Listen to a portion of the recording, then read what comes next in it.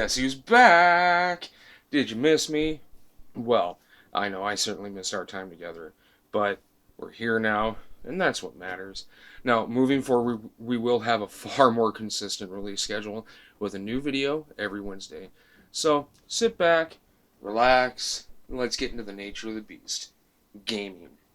Now, most of us enjoy getting some solid game time in. I know I'm not as active as I used to be back in college, but I do still enjoy the occasional time with WoW, GTA 5, and the titles like that. But here's my dilemma. The last time I built a PC specifically for my family's use was back in 2010. And since then, the CPU has died. The GPU is just far too old to be viable in any new title. So luckily, I built a new machine for a friend of mine, and he gifted me his old one, or more for labor costs, I guess. But the problem is he's not a gamer, so there's no dedicated graphics card in this machine. That's just the tip of the iceberg with it. But luckily, again, I had a client at my day job who wanted to upgrade his workstation. So, long story short, I have a QUADRO 4000 sitting in this secondhand PC. For those of you who are not familiar with this workstation card, the QUADRO 4000 was built on the Fermi architecture and came with 256 CUDA cores, 2 GB of GDDR5 on a 256-bit memory bus, providing a memory bandwidth of 89.6 GB per second. Now, this GPU is not meant for gaming, as the drivers are just not designed to do that type of workload. I was able to do some gaming on low settings, but would notice some hiccups along the way. Textures not loading correctly, if at all. Stuttering and screen tearing were also quite noticeable. Games like Civ 5, GTA 5, and XCOM Enemy Unknown, they played, but would have the issues that I just mentioned. Now, WoW is a different ballgame entirely. Horrible stuttering, random freeze-ups, and crashes. Now, those occurred quite often, to the point where it was almost comical when I tried to play. Here's a short clip of what I mean.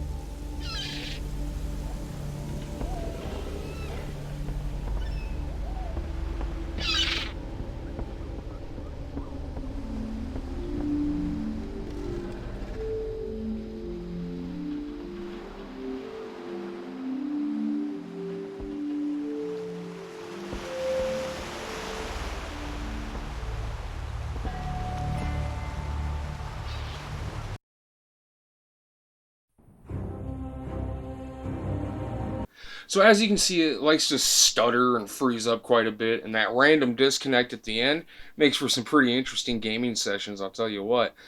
So how do I know it's the drivers causing the issue? Think of it this way. The GeForce drivers for gaming cards, GTX, whatever, they are designed to render a scene as quickly as possible. A QUADRO card uses workstation drivers, and those drivers are engineered to utilize that same architecture differently. So it takes that same scene, but gives us a far more realistic rendition of it. Now, if you want to learn more about this, just follow the link in the description below, and that'll take you to NVIDIA's paper on this exact topic. So, while the QUADRO, I should say, while the QUADRO 4000 is a solid choice for applications such as, 3D modeling, CAD work, stuff like that, it's not helping anybody out for gaming. So what am I going to do? Well, obviously, I'm going to replace it with a gaming card.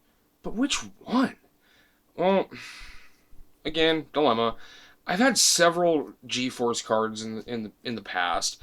6600 GT, 8600, 9600 GSO, and then most recently, the GTX 260. You know what? I've never had an AMD card. Let's go get one.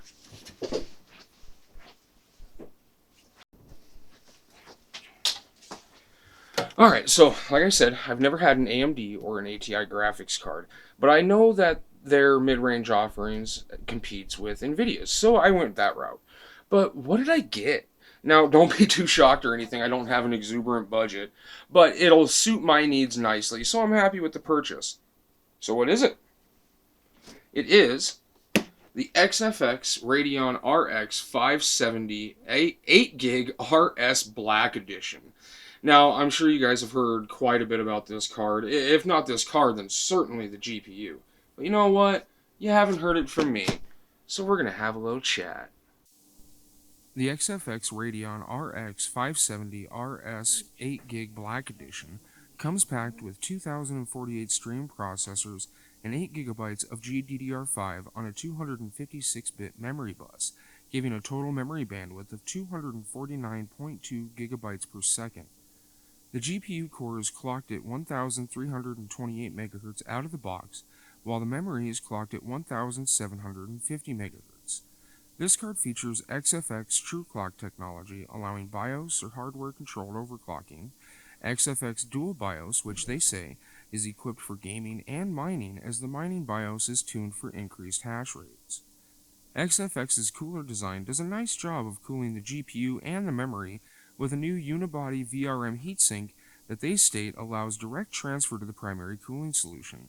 XFX claims the thermal efficiency is enhanced by a total of 40%. This card comes equipped with three DisplayPort 1.4 connections, a single HDMI 2.0B, and a single dual-link DVI-D port, so there are plenty of options to connect your monitor to this card. So again, the reputation for the RX 570 is that it is a solid gaming card at 1080p with high to ultra settings. Today we're going to run some of the synthetic benchmarks. We're going to use Unigen Heaven, Valley, and Superposition. We are going to use 3D Mark Time Spy on it. And we're just going to kind of get an idea of what the out-of-the-box configuration can give us. Now, word of caution, this is by no means a proper test bed.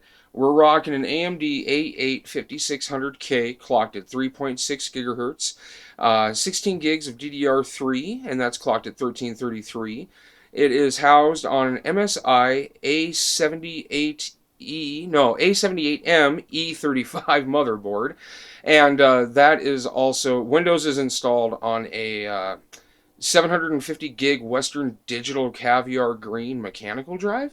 So yeah, it's definitely not helping anybody out here, but this should definitely be a solid improvement over attempting to game with a QUADRO card, definitely. So let's dive into these benchmarks. With all of these tests, I ran each tool through 3 benchmark runs and averaged the results. Those averages are what I will be going over. Keep in mind, while I do have MSI Afterburner installed and running, I have not touched power limit or the default fan curve. I also allowed the card to return to stock idle temps of 35C before running the tests again.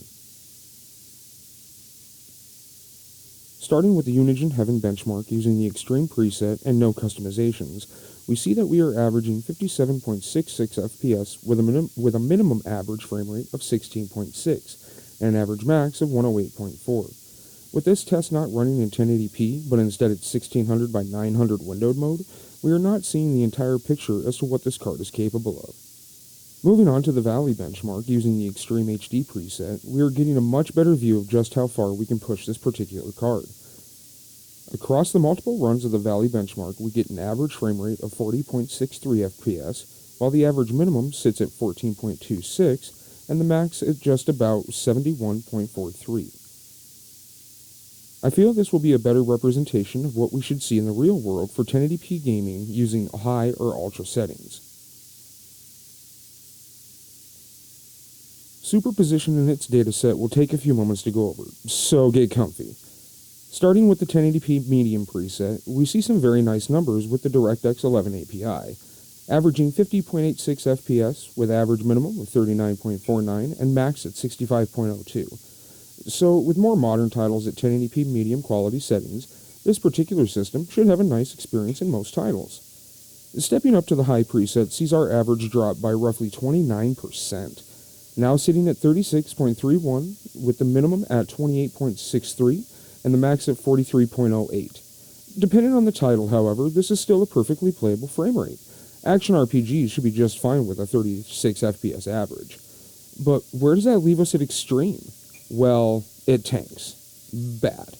The average FPS sits approximately 56% lower than the high preset, with an average of 15.72 FPS, minimum of 12.54, and max at 18.18. This leaves us to conclude one of two things. One, the RX 570 is a good graphics card for 1080p high-quality gaming, but not ultra-quality. Or two, the A8 5600K platform is a significant bottleneck for this graphics card. Still, as it sits, this is a fairly capable setup that will get me by until we get a proper modern platform built. Finally, we look at 3D Mark Time Spy. After the 3 runs, we came up with an average CPU score of 1132.33 and a graphics score of 3676.66. This gives us a combined score of 2749.33. As you can see in the graph, the scores are all within 4 to 6 points of each other. What I can see with these results is that the older AMD APU is certainly holding us back in terms of maximum performance.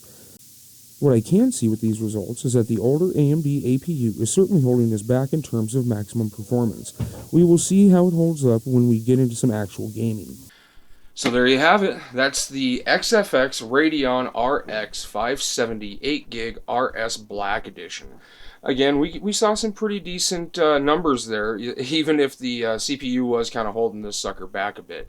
But you know what? That's all we got for today, guys. Tune in next week. We are going to overclock this card and see what we can actually get out of this particular piece of GPU goodness that we got here. So if you like this video, go ahead and toss me a like. If not, you certainly know where that button is. Go ahead and get subscribed to catch all the latest content, including the overclocking of this RX 570. If you really enjoy our content, please consider supporting us on the Patreon. That'll be linked down below, along with our merch store where you can pick up some hoodies and shirts and mugs, all sorts of good stuff. So once again, thanks for watching. I'm your host, Andrew. You have a fantastic night.